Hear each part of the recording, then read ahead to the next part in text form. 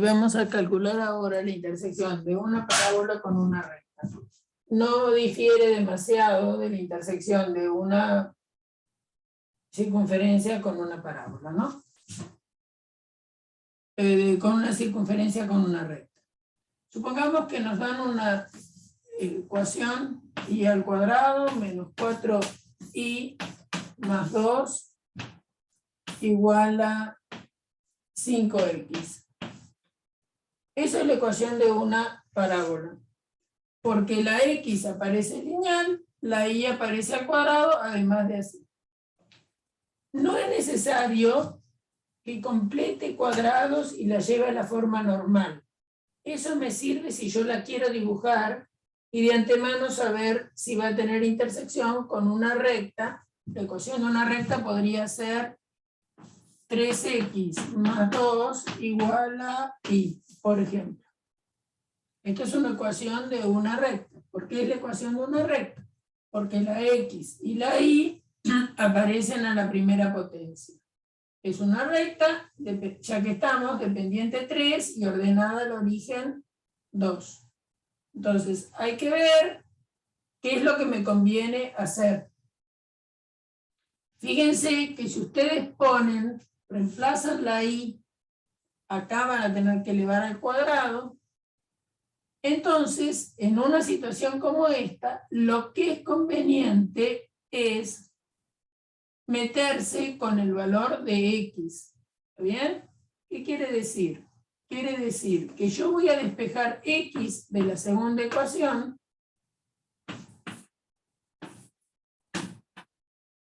¿Está bien? Entonces x es igual a 1/3 de i menos 2. Ya que está multiplicando el 3 pasa dividiendo. Ustedes saben que dividir es multiplicar por el inverso, es decir que x me queda i dividido 3 menos 2/3. Eso es x.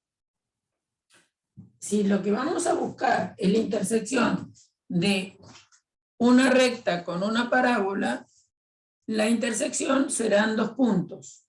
¿Sí? Perdón, serán 2 puntos, serán puntos, quise decir.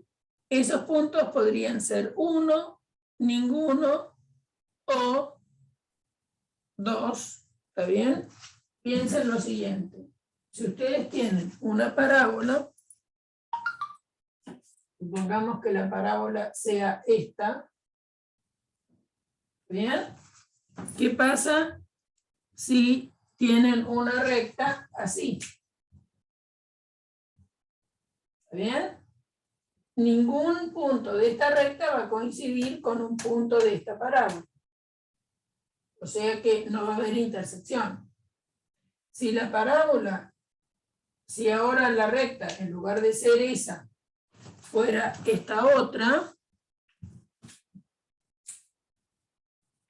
tendríamos 2 puntos de intersección. Si fuera así o así, que la cortara, también tendría 2 puntos de intersección. Si la recta fuera de esta naturaleza, va a tener un punto de intersección, por ejemplo. Perdón, 2 puntos. Quise poner una que tenga uno. Bueno, no importa. La recta fuera de una pendiente que nunca tocara arriba, fuera así, y la parábola sigue abriendo, puede tener nada más que un punto de intersección o 2, va a tener 2. Esta también va a tener 2. En algún lugar se van a tocar. Entonces, ¿y cuándo podría tener 1? Por ejemplo, acá. Si la recta, vamos a dibujar la recta con rojo.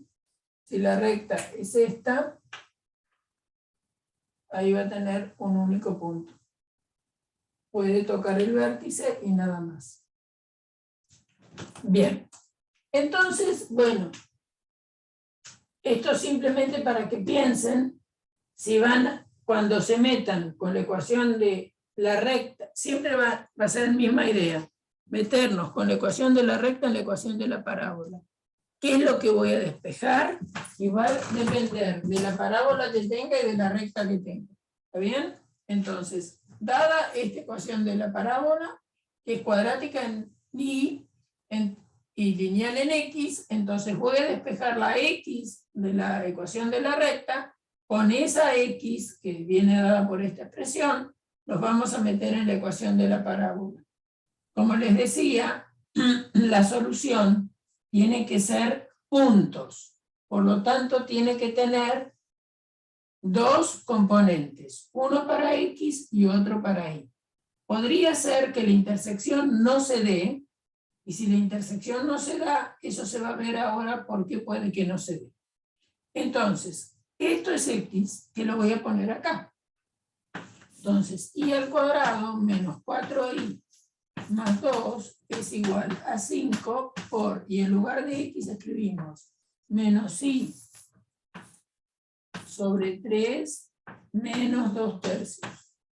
Yo en general, como invento, a veces las cuentas quedan horribles. Bien, entonces, Y al cuadrado menos 4Y más 2 es igual a propiedad distributiva menos 5/3 de Y menos 10/3, ya que 5 por 2 es 10. ¿Está bien?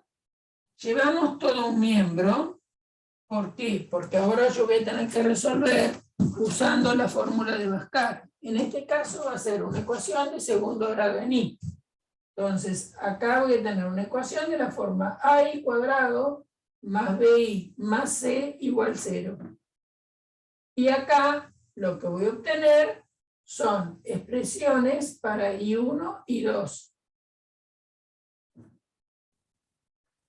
Acuérdense que la fórmula, no importa que la incógnita sea Y o que sea X, ¿no? La fórmula va a ser lo mismo, va a ser menos B más menos raíz cuadrada de B al cuadrado menos 4AC sobre 2A.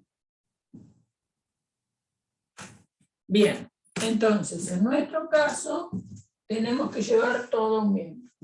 Si llevamos todo un miembro nos va a quedar Y cuadrado menos 4Y más 5/3 de Y más 2 más 10/3 igual a 0. Entonces vamos a ver cuál es el coeficiente de Y. El coeficiente de Y es menos 4 más 5/3. Entonces, como un denominador 3, acá me queda menos 12 más 5, ¿no es cierto? Porque 3 por 4, 2. Menos 12 más 5 es 7/3. Entonces, Y al cuadrado menos 7/3 de Y más. A ver, ¿cuál es el término independiente? 2 más 10/3. Como un denominador 3 por 2, 6, más 10, 16/3. Igual a 0. Entonces, la sustitución de la X que está en la ecuación de la recta en la expresión de la parábola nos conduce a esta ecuación de segundo grado. Esta ecuación de segundo grado la vamos a resolver usando la fórmula de Bhaskara. Bien. Entonces, I1, 2, llamémoslo así, va a ser A vale 1, B vale menos 7/3 y C vale 16/3. Es decir, que va a ser menos B, por lo tanto, 7/3 más menos la raíz cuadrada de 7/3 elevado al cuadrado, menos 7/3 elevado al cuadrado, menos 4A que vale 1 por C que vale 16/3. Bien, dividido 2 por A que vale 1. Bueno. Esto auxiliar lo borro porque si no, no tengo lugar. Entonces, vamos a ver qué es lo que borré. Había despejado x de la primera, perdón, de la ecuación de la recta, lo sustituí aquí, hice las cuentitas, logré esta expresión, la achiqué un poquito, sumando los términos semejantes, y logramos esta expresión de segundo grado que hay que resolver. Es una expresión de segundo grado en y. De ahí vamos a sacar los valores que hay. Bueno, vamos a calcular la cantidad de su radical. Menos 7 tercios al cuadrado es 49 novenos.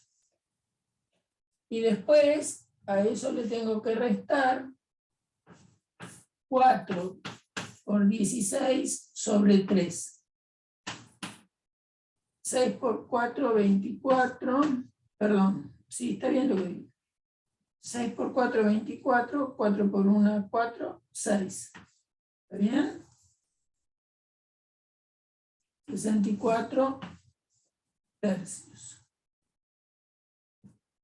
Entonces, lo que tenemos abajo de la raíz es, lo que está abajo de la raíz es 49 novenos menos 64 tercios. ¿Qué ocurre con lo que está abajo de la raíz? 64 per 49 novenos, 49 dividido 9, ¿está bien? 9 por 5 es 45, o sea que esto da 5 por 9, 45 sobre 4, bajo 0, 40 dividido 9 da 6, 5,6. Para que se ubiquen, ¿no? 64 tercios, 6 les da 2, 2 por 3, 6, bajo el 4, me da 1, 21, algo.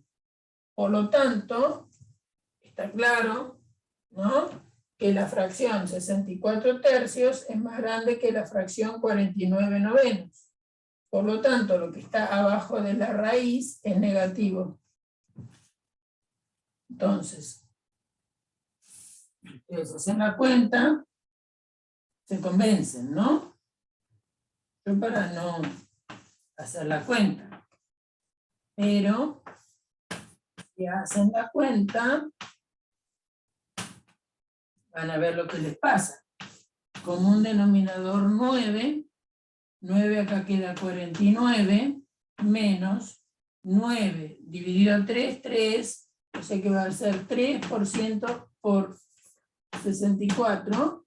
Se dan cuenta que este número es más grande que 49, por lo tanto esto es menor que 0. ¿Qué significa? Significa que no existe y.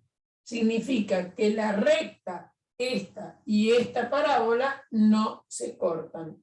Es decir, que estamos en un caso que no hay intersección. La parábola va para un lado y la recta anda por otro. Bueno, entonces es el caso que recta y parábola no se cortan. ¿Está bien? Este es un caso extremo, pero simplemente dibujo una recta que no vaya a cortar esa parábola. Podría ser una recta así, nunca va a cortar la parábola. Bien, entonces no hay intersección. Entonces el problema se terminó acá. Cuando yo quise resolver los valores de y, metiendo los valores de x a partir de la ecuación de la recta, me dio una ecuación de segundo grado en y que no tiene solución. Si no tiene solución, entonces ocurre que no hay intersección entre recta y parábola. Bueno, vamos a buscar. Ahí terminó nuestro problema. Bueno, vamos a hacer otro que tenga intersección. Entonces, a ver.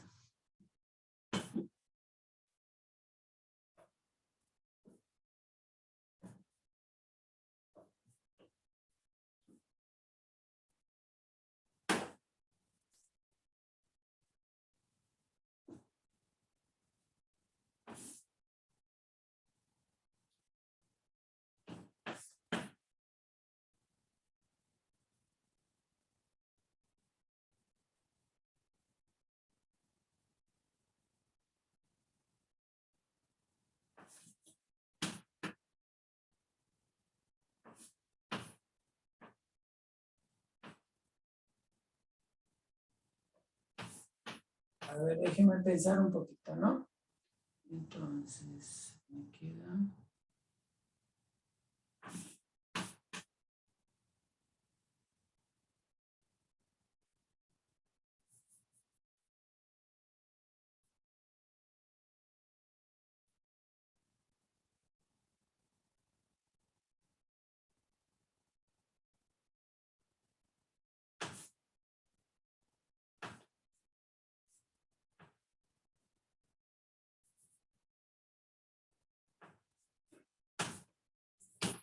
Pongamos que tenemos esto. La intersección de esta parábola con esta recta. De nuevo acá voy a despejar x. X es igual a y menos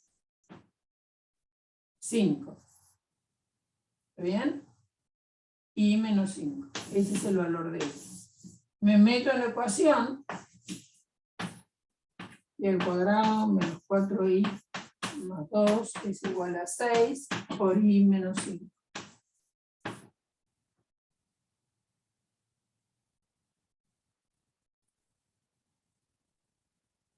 A ver, permítanme que modifique para estar segura que tenga solución. Y más 5. Disculpen que modifique, ¿eh? Y al cuadrado menos 4y más 2 igual a 6x. Y la recta es igual a x menos 5. Por lo tanto, x es igual a y más 5. Entonces, en lugar de x ponemos esto. Entonces va a quedar y al cuadrado menos 4y más 2 igual a 6y más 6 por 5, 30. ¿Está bien? Entonces, llevamos todo un miembro y al cuadrado menos 4y más 6y más 2 menos 30 igual 0. Bueno, entonces, ¿qué tenemos? Tenemos y al cuadrado más 2y menos 28 igual a 0. Entonces, vamos despacio, Ariana. Entonces, la ecuación de la parábola de eje paralelo al x. La ecuación de una recta. Ojo que la modifiqué. Igual x menos 5. Despejo x, ¿por qué? Porque la y acá está de manera cuadrática y lineal. En cambio la x allá aparece una sola vez. Entonces, lo conveniente es despejar x y sustituir la y. Entonces, despejo x, me queda que es y más 5. Por lo tanto, en lugar de 6x, voy a escribir 6 por y más 5. Distribuyo, ¿no es cierto?, propiedad distributiva de la multiplicación a la suma, me queda y cuadrado menos 4y más 2 igual a 6y más 30. Llevo todo un miembro, porque voy a resolver por Bhaskara la ecuación de segundo grado en y cuadrado menos 4y más 6y. Perdón, este pasa restando, menos mal que controlé, menos 6y, el 2 menos 30. O sea que acá queda menos 2, menos 10y. Menos 4, menos 6, menos 10. Bien. Entonces, ahora tenemos que resolver esta ecuación de segundo grado. ¿Está bien? No me equivoqué en nada más, ¿no? Está bien. Entonces, esta ecuación de segundo grado por Bhaskara. Y 1, 2.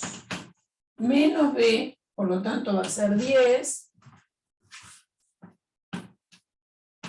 más menos raíz cuadrada de b al cuadrado, menos 10 al cuadrado, menos 4a, que vale 1, c que vale menos 28. Todo dividido 2a. Es decir, y 1, 2 es igual a 10 más menos raíz cuadrada de 100, menos por menos es más, 4 por 28 sobre 2. Acá seguramente que necesito la ayuda de ustedes. Entonces, 4 por 28...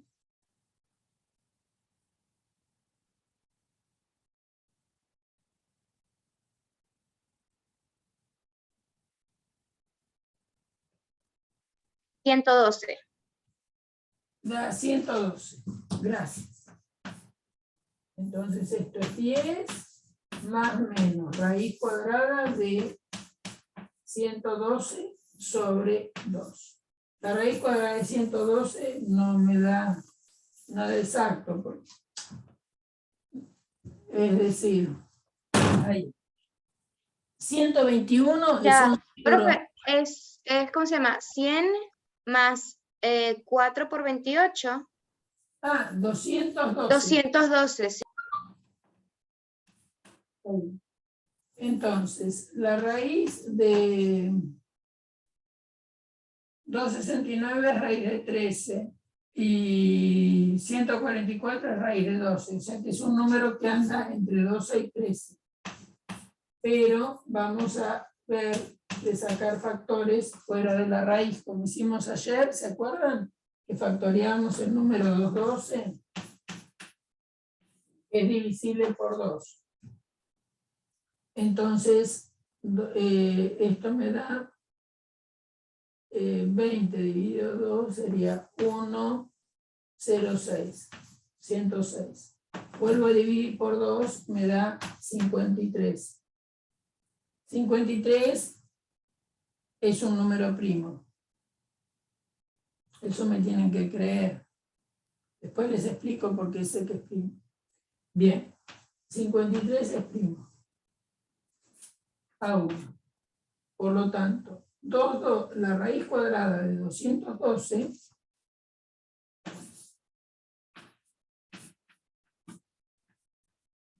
es la raíz cuadrada de 2 al cuadrado por 53. Sería 2 raíz de 53. Exactamente. Entonces, esto va a ser la raíz cuadrada de 212, como es la raíz cuadrada de 2 al cuadrado por 53, sale el 2 afuera y la raíz queda de 53.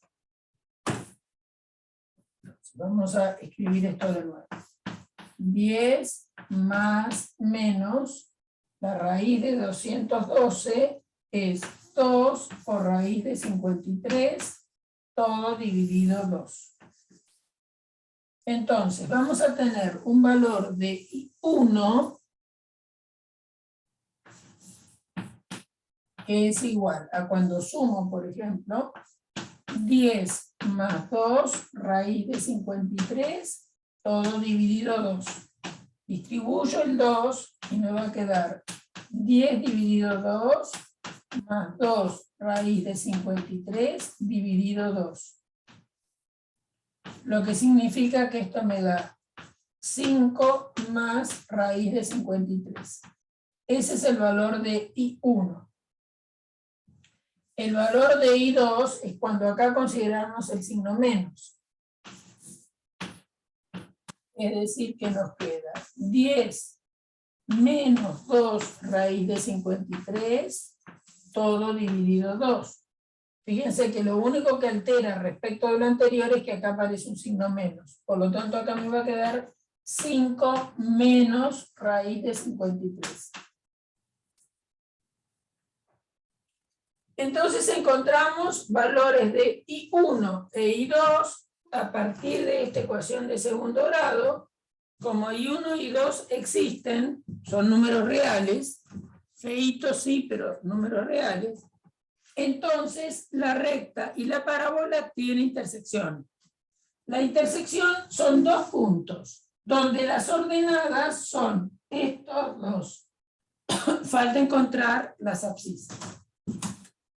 Entonces, hemos encontrado, usando esta ecuación de segundo grado, dos soluciones. Una que es I1 igual a 5 más raíz de 53 y una otra solución, 5 menos raíz de 53. ahí no terminó el ejercicio, porque ustedes están buscando la intersección de la parábola con la recta. Y la intersección, si es que se da, como pasa en este caso, son puntos del plano. Es decir, un punto del plano, acuérdense que tienen abscisa y ordenada. Acá tenemos las ordenadas, nos faltan las abscisas. ¿Dónde vamos a encontrarlas? Acá. Entonces, con esto nos metemos acá y vamos a encontrar un valor de x1. x1 va a ser, en lugar de y, escribo 5 más raíz de 53, a lo cual le tengo que sumar 5, porque en lugar de y, escribí y1. O sea que x1 me da 10 más raíz de 53. Ese es el valor de x1, que es el que acompaña a y1 para tener uno de los puntos de intersección. Entonces, un punto de intersección es el punto, llamémoslo P1, cuyas coordenadas son 10 más raíz de 53, 5 más raíz de 53. Hay un punto P2 que ya vamos a calcular. P2, ¿de dónde lo saco? Y lo saco reemplazando en esta expresión el valor de I2. Entonces me va a quedar que X2 es igual, en lugar de I2 escribo 5 menos raíz de 53 más 5. Todo esto es I2. O sea que nos da, esta cuenta nos da que X2 es igual a 10 menos raíz de 53. Entonces el punto P2 es 10 menos raíz de 53, I2. ¿Y quién es I2? 5 menos raíz de 53. Entonces, esta es la solución analítica de la intersección de esta parábola y esta recta. Les dejo para ustedes, para que practiquen, que lleven a la parábola a la forma normal, hagan el dibujo de la parábola, que es la manera más sencilla de hacer el dibujo si la tienen en forma normal. Esta recta es fácil de dibujar, y comprueben que, obviamente, estos son números irracionales, los que les han quedado como coordenadas, ¿no? Pero la raíz de 53 es 7, algo. ¿Está bien? Entonces, van a ver aproximadamente que la intersección de estos puntos en el dibujo. Van a verlo aproximado, obviamente porque acá tienen irracionales, ¿sí? Pero igualmente tienen una idea de que cuál es la intersección exacta, es esta. La intersección exacta es esta, por eso no quiero que aproximen con la calculadora. Pero cuando hacen el dibujo de la parábola, hacen el dibujo de la recta, y fíjense que cuando ellas se cortan, van a cortarse en aproximadamente estos puntos. Háganlo en una hojita aparte, ¿no? Relativamente grande, porque estos números son grandes, 10 más, esto es 10 más 7, más o menos, o sea que son puntos alejados. 10 más 53, más raíz de 53 da 17,28. Exacto, por eso, porque esto es más de 7. Por eso digo que lo van a tener que hacer con una cuenta. Lo que vos dijiste es un valor aproximado, ¿no es cierto? Sí, sí, sí. Bueno, por eso digo que lo hagan en una hoja amplia para visualizarlo. Pero lo interesante es que completen, tienen un ejercicio adicional, completar cuadrado para ir y llevar a la forma normal esta ecuación de la parábola, para así la dibujan y ven exactamente cuál es la intersección. Bueno, eso es lo que nos puede pasar cuando hacemos la intersección de una recta con una parábola. que no tenga solución, como nos pasó en el primer ejemplo, o que tenga solución. En este caso tiene dos soluciones. Dos soluciones, ¿qué quiere decir? Tenemos dos puntos donde la recta y la parábola se cortan. Muy bien. Bueno, vamos a entrar en conjuntos.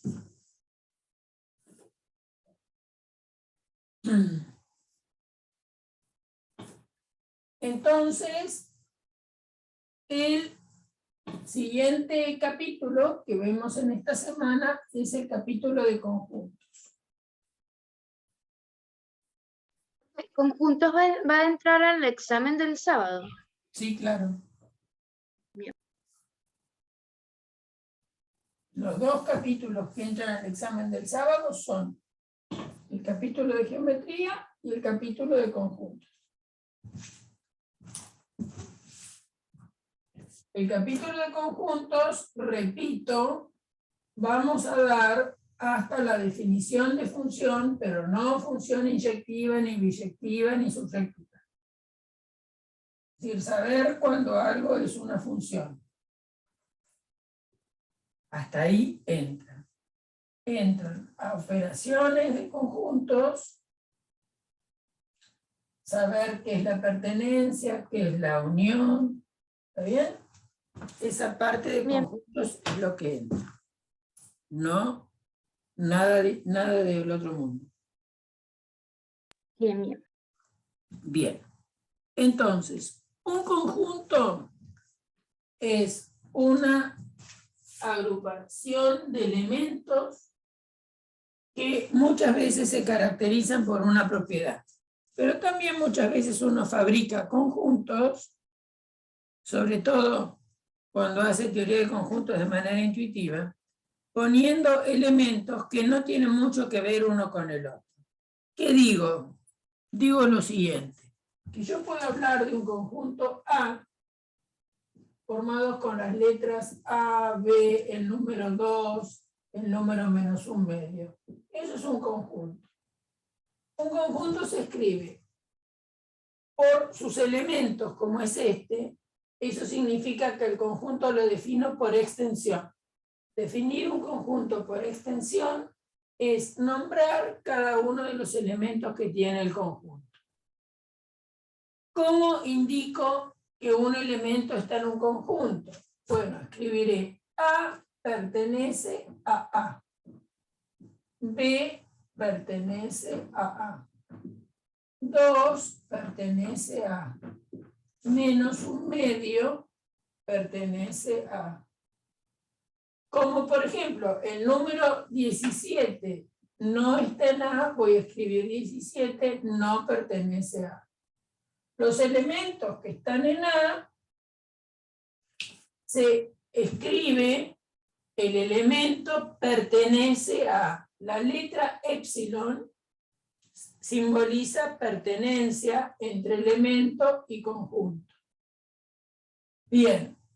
Entonces, nuestro conjunto A, ¿por qué? Porque se me ocurrió, tiene nada más que estos 4 elementos. Son los que encuentro en la lista.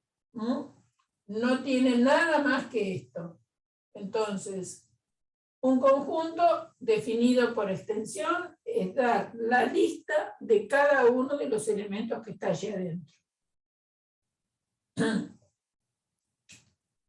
Por ejemplo, un conjunto B podría ser el conjunto 0, 1, menos 1. Ese es un conjunto B. Tiene los elementos 0, 1, menos 1.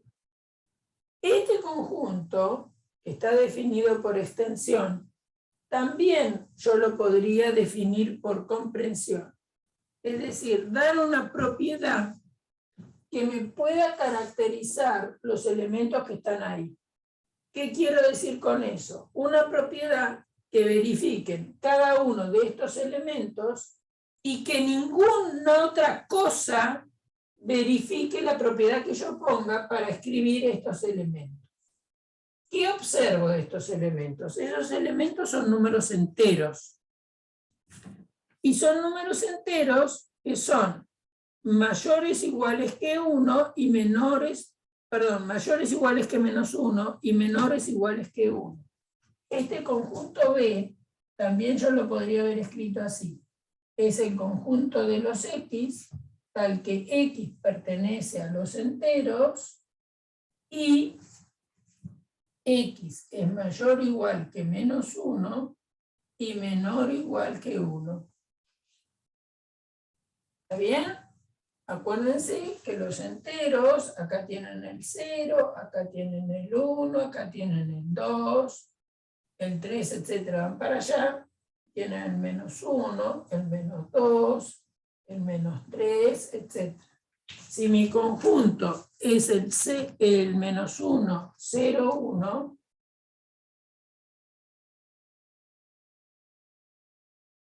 entonces lo que yo puedo escribir es que son las cosas que viven adentro de B, las llamo X. ¿Por qué? Por tradición. Son los X que pertenecen a los enteros y además están entre menos 1 y 1. El menor o igual significa que es menor, el menos 1 es menor o igual que el X, o sea que si lo pienso en función de X, la X es mayor o igual que menos 1, es decir, mayor o igual quiere decir que es igual a menos 1 o más grande, y de este lado le estoy exigiendo que sea, con respecto al 1, más chica o igual. O sea que los únicos 3 que verifican esa condición son estos. ¿Está bien? Esa es una forma de escribir este conjunto por comprensión. No es la única. Fíjense que también podría haber escrito algo así. Son los X, tal que X pertenece a los enteros, y X es mayor que menos 2 y menor que 2, por ejemplo. Entonces, esto quiere decir que no toco el menos 2 y no toco el 2. Sí tienen que ser enteros, entonces los únicos que van a caer adentro de este conjunto son el menos 1, el 0 y el 1. No importa en el orden que yo escriba los elementos adentro de un conjunto, sino que importa exactamente quiénes son. Es decir, este conjunto B, por supuesto que es igual a escribir menos 1, 0, 1, pues igual a escribir 1, menos 1, 0. No importa el orden cuando uno escribe un conjunto. ¿Bien? No estamos hablando de conjuntos ordenados ni nada por el estilo. Los conjuntos se definen por exactamente quiénes son los elementos. En este caso encuentro una forma dando una propiedad que tienen todos los elementos del conjunto, ya que todos son enteros y cumplen esta condición. ¿Esta es la única manera de escribirlo? No. Fíjense que yo podría haber escrito, era el conjunto de los X, tal que X menos 1 por X más 1 por X es igual a 0. Otra forma de escribir el mismo conjunto. Acá lo que nos tenemos que acordar es que un producto es 0 si alguno de los factores es 0. Entonces, ¿qué quiere decir eso? Si yo escribo X menos 1 por X más 1 por X igual a 0, me tengo que acordar que si uno adentro de los reales tiene que A por B es 0, entonces A es 0 o B es 0. Por lo cual, si este producto es 0, quiere decir que X menos 1 es igual a 0, o si no, X más 1 es igual a 0, o si no, X es igual a 0. Y de ahí encontrar X. Si acá X menos 1 es 0, pasando el -1 al otro miembro, quiere decir que x es igual a 1, o si no, pasando al otro miembro, el -1 me queda x igual -1, o si no, x igual a 0. Es decir, esta condición que puse acá también me define al conjunto -1, 0, -1. 1, -1, 0. ¿Está bien? Es decir, que lo que quiero que noten es que por comprensión no hay una única forma de escribir un conjunto. En cambio, por extensión, como lo que hago es nombrar cada uno de los elementos del conjunto, hay una única manera, salvo el orden. ¿No? Es decir, este conjunto lo puedo escribir así, lo mismo que este que está acá. Yo podría haber escrito, por ejemplo, -1/2, 2BA. Me va a dar exactamente lo mismo. Este conjunto está definido por extensión, es decir, los elementos del conjunto son los que definen un determinado conjunto. Y hay dos maneras de hacerlo, por comprensión o por extensión. Comprensión es dar una propiedad que tienen que cumplir los elementos. Extensión es nombrar cada uno de los elementos. ¿Vamos bien? ¿Sí? Sí, sí, sí. Bueno.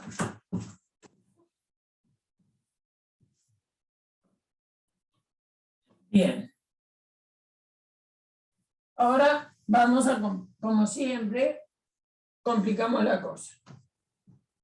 Entonces, supongamos que me dan un conjunto C formado por lo siguiente.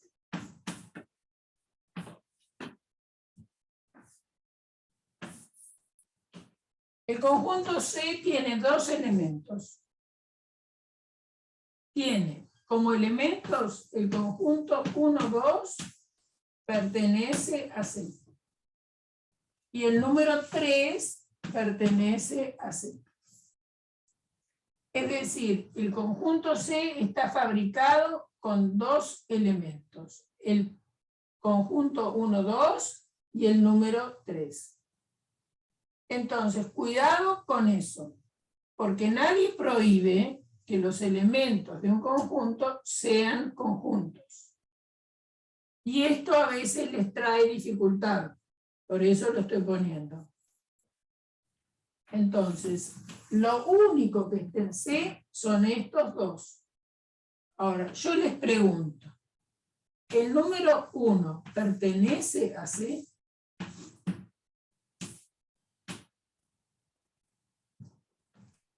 ¿Quién me contesta? Sí, ¿Todos están de acuerdo con lo que dice?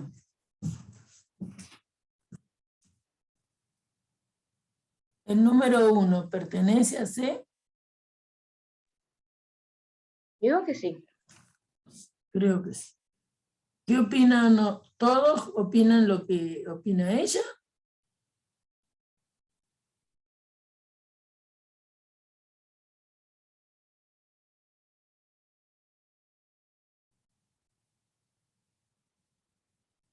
A ver, ¿quiénes dijimos que estaban en C? Pertenece a un conjunto que tiene adentro 1 y 2 y también pertenece C. No. 3, perdón. El 3. Entonces, todo esto es el elemento que está en C. Y el 3 está en C. El 1 suelto, ¿lo encontrás en C? No. No, entonces no es elemento.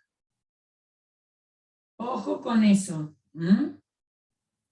El 1 pertenece a este conjunto. Lo que es cierto que el 1 pertenece al 1, 2. Eso es cierto. Pero lo que pertenece a C es el 1, 2. Entonces, cuidado con esa confusión que es bastante común. Lo que pertenece a C es el conjunto binario 1, 2. ¿Por qué binario? Porque tiene dos elementos. El número 1 suelto no está en la lista. Acabamos de decir que el conjunto C tiene dos elementos, que son el conjunto 1, 2 y el elemento 3. Entonces, el 1 no pertenece a C. El 1 pertenece al 1, 2. El 1, 2 es elemento de C, pero el 1 suelto no está en la lista. O sea que eso hay que tener cuidado porque es una confusión usual. Al igual, el 2 pertenece al 1, 2, pero 2 no pertenece a C. Otra pregunta. ¿El conjunto unitario 3 pertenece a C?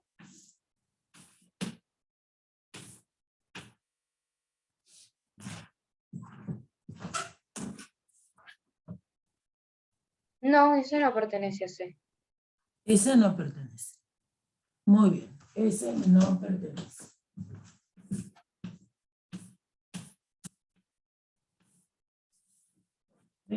No pertenece a C. Los únicos que están en C son este conjunto y este elemento. ¿Ven? Esto es un elemento de C, por más que sea un conjunto. El 3 está como sueltito adentro de C, no está adentro de unas llaves. Bueno, ahora, ¿qué pasa? A partir de los conjuntos se puede dar la igualdad. Dos conjuntos vamos a decir que son iguales si tienen exactamente los mismos elementos. Los conjuntos son iguales si tienen exactamente los mismos elementos. Pero a veces pasa que no tenemos la igualdad, pero sí tenemos una relación entre los conjuntos, que es la relación de contención. Por ejemplo, tenemos este conjunto A y tenemos, por ejemplo, un conjunto H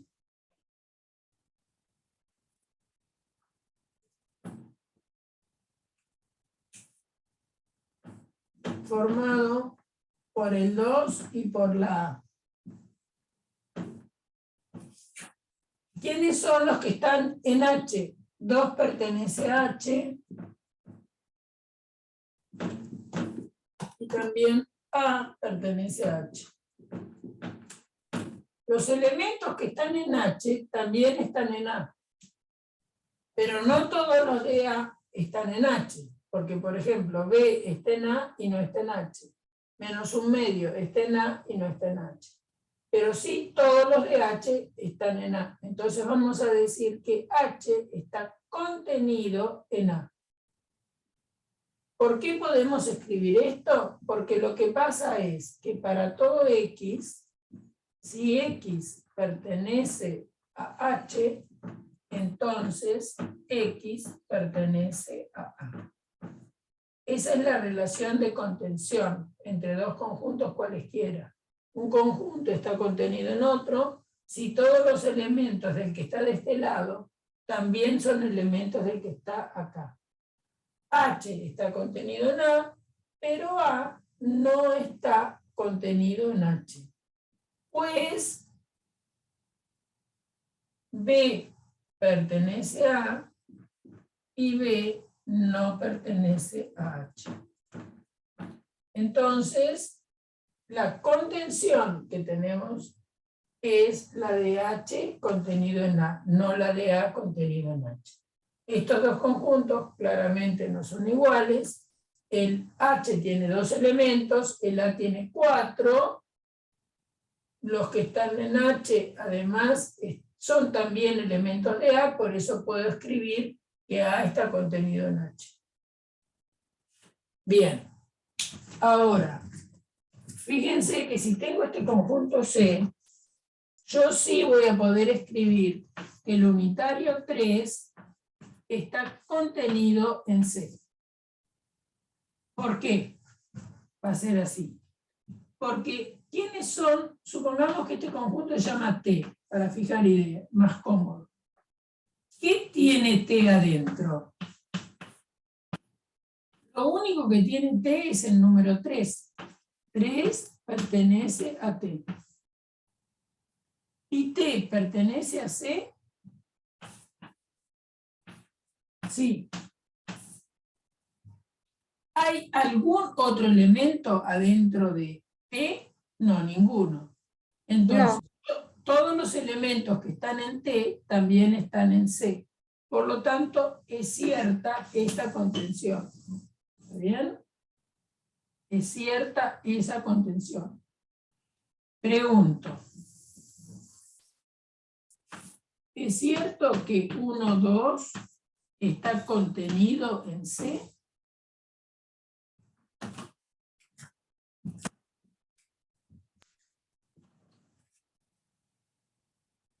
Sí. Sí, el conjunto 1-2 está contenido en C. ¿Todos concuerdan con lo que dice ella?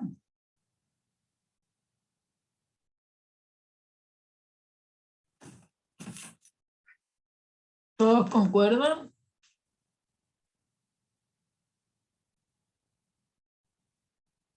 ¿Están de acuerdo o no?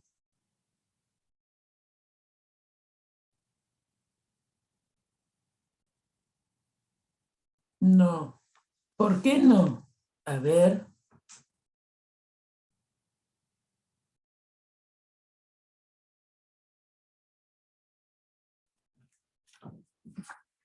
Porque para que esto fuera cierto, supongamos que este conjunto se llama W. ¿Está bien? ¿Quiénes son los elementos de W? 1 pertenece a W. 1 pertenece a C.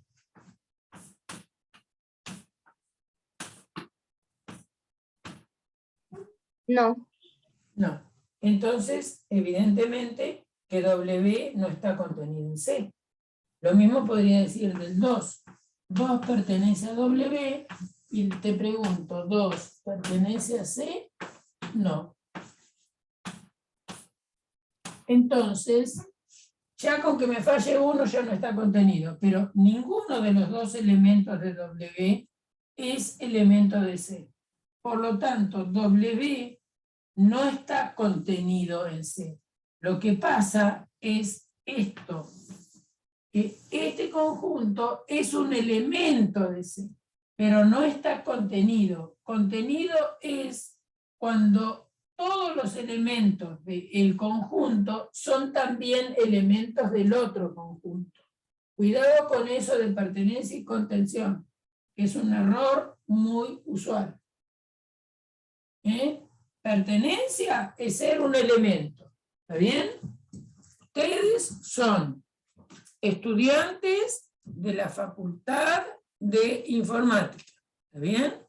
Ustedes son elementos pensando en el conjunto de estudiantes de la Facultad de Informática. ¿Está bien? Lo que yo puedo fabricar es, a partir de estudiantes de la Facultad de Informática, puedo fabricar algunos subconjuntos de la Facultad de Informática. Por ejemplo, todos los alumnos de la Cátedra de Matemática 1 es un conjunto en sí mismo. Y ese conjunto está contenido en el conjunto de alumnos de la Facultad de Informática. ¿Está bien? Entonces, un subconjunto es un conjunto cuyos elementos también pertenecen a un conjunto más grande. Esa es la idea. Por ejemplo, acá tenemos H está fabricado con el 2 y con el A como elementos, y fíjense que estos elementos también los encuentro en A. Si uno pensara en magnitudes de conjuntos, entonces, como todos los elementos de A son también, perdón, de H son también elementos de A, el hecho de que H está contenido en A da una idea de subordinación. Este conjunto es un poquito más chico que este conjunto que está acá. Por eso es que H también se dice que es un subconjunto de A. Cuando un conjunto está contenido en otro, la palabra que también se usa es subconjunto. H contenido en A, también se dice A contiene H. H es subconjunto de A. Si ustedes hicieran un dibujito de Venn, de los conjuntos, acuérdense, es una pelotita donde metemos puntos significando los elementos,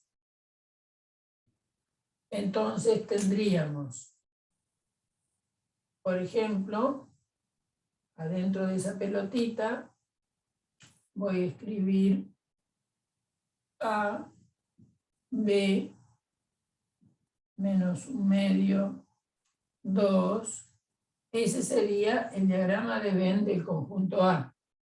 Ahora, si dibujo ahí mismo el conjunto H, H lo estoy marcando sus límites con azul. Entonces ven que H está contenido, porque cada uno de los elementos que está en H también es elemento de A. ¿Sí? Entonces, esta sería la idea que me da el diagrama de Venn con respecto a la contención. ¿Cómo dibujo acá? El conjunto C tiene el 3 como elemento y otro punto es el conjunto 1, 2. Esto sería un diagrama de C. Cada punto indica un elemento. Entonces, el elemento que tiene C es el conjunto 1, 2. El elemento que tiene C es el número 3. En cambio, por ejemplo, si yo quiero escribir un conjunto que tenga 1, 2 y 3, se escribiría así. Esto sería un conjunto U, digamos, con otra letra. En cambio, fíjense la diferencia que hay entre este dibujo y este que está acá. Acá 1 y 2 son una sola cosa, es decir, son un único elemento. El 3 está por afuera. En cambio acá, si yo quiero pensar en el 1, 2 y 3 por separado, el dibujito serían 3 puntitos. En cambio acá, los elementos de C son nada más que 2 puntos. Fíjense que si ustedes dibujan en este conjunto a este conjunto T, entonces le darían un circulito para indicar T. Y acá se ve que T está contenido adentro de C. ¿Está bien? Bien. ¿Está claro? Sí. Bueno, muy bien. Entonces, cuando tenemos definidos los conjuntos, lo que vamos a hacer son operaciones entre conjuntos. Lo que yo les voy a pedir que para mañana repasen un poquito del apunte de lógica del curso de ingreso, las tablas de verdad de los conectivos comunes. Conectivos comunes. Intersección. Conjunción, disyunción, negación. Eso es lo que tienen que tener claro para entender bien las operaciones. Entonces, y el condicional. Entonces, a partir de conjuntos, A y B son conjuntos, uno fabrica nuevos conjuntos, hace operaciones y es, por ejemplo, la unión. A unión B son los X que están en A o están en B. Acuérdense que el O significa, se da por válido cuando pasa esto o pasa esto. Por ejemplo, si tenemos A 1, 3, menos 7. Y B, el conjunto 1, 4, 3, 8. Pongo cualquier conjunto. Vamos a hacer A unión B. A unión B va a estar fabricado por los elementos que están. Para estar, la carga de ciudadanía, para estar en este conjunto, hay que estar en alguno de los dos. Entonces, voy a poner el 1. ¿Por qué voy a poner el 1? Porque está en A, pero también está en B. Voy a poner el 3, porque está en A y también está en B. Voy a poner el menos 7, porque está en A, aunque no esté en B. Le voy a agregar el 4, porque el 4 está en B, aunque no esté en A. Y voy a agregar el 8, porque está en B. Entonces, esto es la unión. La unión son los elementos que para estar adentro de A unión B, o bien tienen que estar en A, o tienen que estar en B. Se dan cuenta, a la vista nomás, que A está contenido en A unión B. Porque todos los elementos que están en A, los encuentro en A unión B. También observen que B está contenido en A unión B. Es decir, la unión de dos conjuntos contiene a cada uno de los conjuntos que estoy haciendo la unión. Después hay otro concepto, que es la intersección. A intersección B, que son los X que están simultáneamente en A y en B. Es muy exigente la intersección. La intersección está definida con una conjunción. Entonces, A intersección B son los X que están en A y X está en B. Entonces, si este es A y este es B, vamos a buscar quién es A intersección B. Para estar en la intersección, tiene que estar en A y B a la vez. El 1 lo voy a poner porque está en A y también lo encuentro en B. El 3 lo voy a poner porque está en A y también lo encuentro en B. El menos 7 no lo pongo, porque el menos 7 está en A, pero no está en B. El 4 está en B, pero no está en A, o sea que no va a ponerse en la intersección. Al igual que el 8, está en B, pero no está en A, o sea que la intersección se quedó ahí. A intersección B me da 1, 3. Fíjense que la intersección que me da 1, 3 es clarísimo mirando los conjuntos que A intersección B está contenida en A y también A intersección B está contenida en B. Es decir, la intersección es más chiquita en términos de contención que cada uno de los conjuntos que están fabricando la intersección. ¿Por qué? Porque tiene que estar en los dos. ¿Está bien? Supongamos otro ejemplo, y con esto terminamos por hoy. Supongamos que tenemos, bueno, vamos a llamarlo de otra manera, ¿no? E, el conjunto 1, 2, 5, y D, el conjunto 1, no, menos 2, 3, 4. Y queremos encontrar la unión.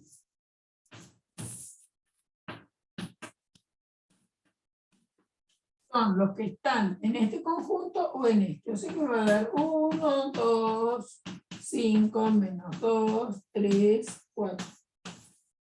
¿Por qué los puse? Y bueno, porque el 1 está en E, el 2 está en E, el 5 está en E, el menos 2 está en D, el 3 está en D, el 4 está en D. Eso los autoriza a estar en la unión. Hay que estar en alguno de los dos. Ahora vamos a hacer A intersección D. Son los elementos que tienen que estar en simultáneo en los dos. El 1 está en E, pero no está en A, por lo tanto el 1 no va. El 2 está en E, no está en A, por lo tanto no va acá adentro. El 5 está en E, no está en D, por lo tanto no va.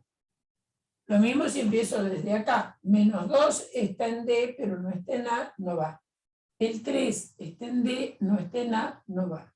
El 4 está en D, no está en A, no va. O sea que acá adentro no pongo nada. No poner nada significa que lo que tengo es el conjunto vacío. Acuérdense que el conjunto vacío es el único conjunto que no tiene elementos. ¿Bien? El conjunto vacío es el conjunto más chiquito que uno pudiera imaginarse. Es un conjunto que no tiene elementos. ¿Bien? Es cierto, después vamos a demostrar que el vacío está contenido en cualquier conjunto. Pero en este caso, si quiero hacer la intersección de E con D, la intersección da vacío. Cuando la intersección entre dos conjuntos es vacía, muchas veces se dice los conjuntos son disjuntos. Quiere decir que no tienen nada en común, nada junto. La unión me da más amplia que los conjuntos. Bueno, entonces con esto, por hoy vamos a terminar. Mañana vamos a seguir con conjuntos. ¿Está bien? Bien. ¿Entendido para todos? Les quedaron algunas cositas pendientes de... Yo les di ahí 2 ejercicios para que hagan de parábola. Y cualquier duda que tengan del inicio de conjuntos, las vemos mañana.